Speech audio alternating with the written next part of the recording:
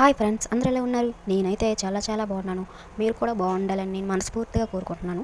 ఈ వీడియోలో మీకు నేను చేసి చూపిస్తున్నాను కాకరకాయ ఫ్రై. కాకరకాయలు అంటేనే మనకి చేదు గుర్తొస్తుంది కదా. నేను చేసే విధానం చేసి చూస్తే మీకు చేదు కూడా అనిపించదు. నేను చిన్న కాకరకాయలను తీసుకున్నాను. వాటిని నిలువుగా కట్ చేసి పక్కన పెట్టి దాంట్లో ఒక స్పూను పసుపు, ఒక స్పూను ఉప్పు వేసి బాగా కలిపి ముక్కలకి పట్టేలాగా బాగా కలిపి పక్కన పెట్టుకోవాలి. ఇప్పుడు స్టవ్ మీద ఒక కడాయి పెట్టుకొని దాంట్లోని 4 స్పూన్స్ ఆయిల్ వేసుకొని మనం కట్ చేసి పెట్టుకున్న ముక్కలను దాంట్లో వేసి డీప్ ఫ్రై చేసుకుందాం. అలాగే ఫ్రైకి కావాల్సిన పొడిని మనం తయారు చేసుకుందాం.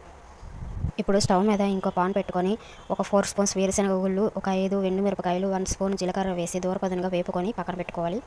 అలా వేపిన మిశ్రమాన్ని మిక్సీ జార్ తీసుకొని దాంట్లోని వేసేసి ఒక వెల్లుల్లి రెమ్మ 4 రెక్కలు వేసుకొని కొంచెం తగినంత కల్లుప్పు వేసుకొని మిక్సీ చేసుకోవాలి.